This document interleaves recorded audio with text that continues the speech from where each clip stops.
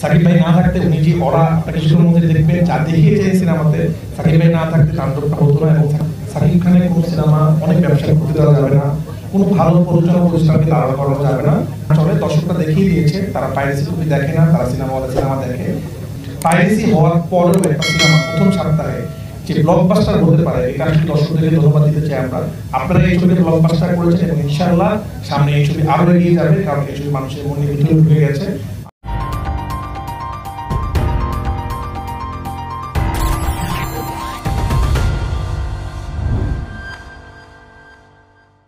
আমার পছন্দের হল, কারণ আমার ম্যাক্সিমাম সিনেমা এই হলে আমি প্রিমিয়ার করি বা স্পেশাল স্ক্রিনিং করি, এখানে আসলে আমাকে আবেগ মানে হয়ে যায়।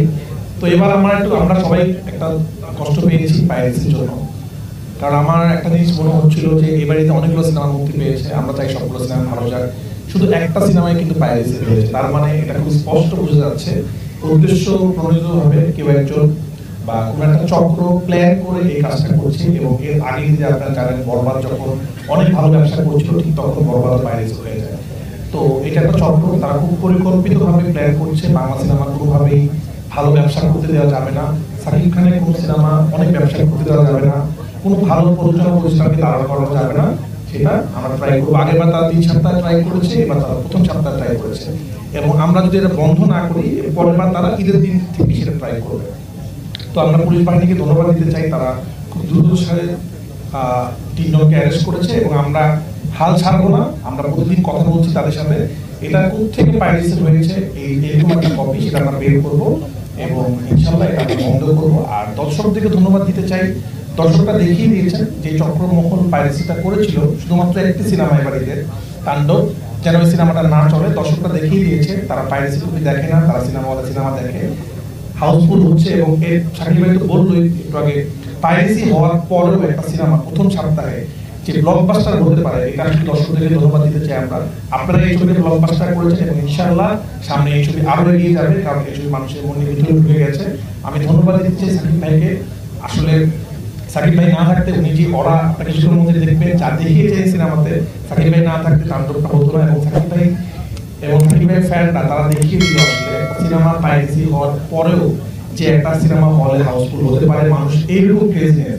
আমি তো খুবই ভয় পেয়ে গিয়েছিলাম যে এখন সিনেমা তো আমার বাসায় বসে দেখে ফেলবে, কিন্তু মানুষ যেভাবে দেখছে দেশে এবং বিদেশে।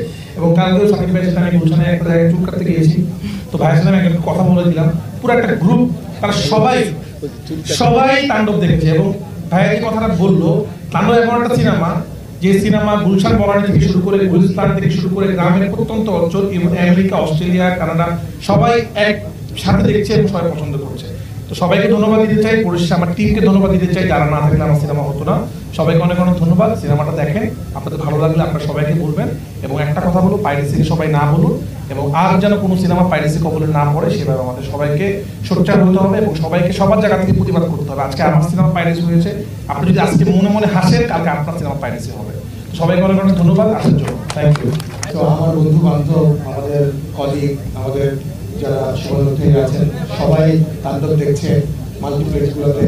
গতকালকেও 42টা শো স্টার সিনেমা দেখছে এবং অন্যান্য আরো 2টাতে সব মিলিয়ে প্রায় 60 শো চলেছে। তো পাইরেসি, এত বড় পাইরেসি হয়ে যাওয়ার পরে স্মরণকালের সবচাইতে বড় একটা আঘাত একটা সিনেমার উপরে, তারপরেও দর্শকরা আজকে 17 দিনের মাথায় এই ছবিকে ব্লকবাস্টার করেছে।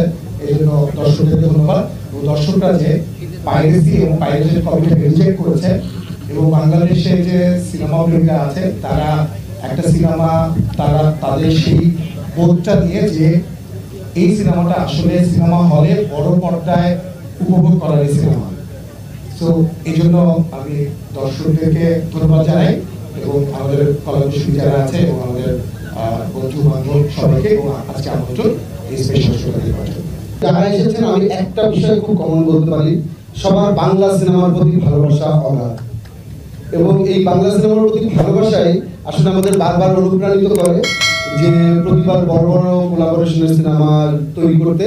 এবং এই মঞ্চে অথবা এই সিনেমা হলগুলোতে আমরা প্রতিবার যখন স্পেশাল স্ক্রিনিং আসি, তখন আমাদের একটা বিষয় বারবার আমাদেরকে আসলে সামনের দিকে এগিয়ে নিয়ে যায়, এখানে যারা সাংবাদিক ভাইরা আছেন, মিডিয়া কর্মী আছেন, এখানে যে অতিথিরা এসেছেন, সবাই আমাদেরকে বারবার একটা বিষয় ইন্সপায়ার করে যেন বাংলা চলচ্চিত্রের জয় হয়।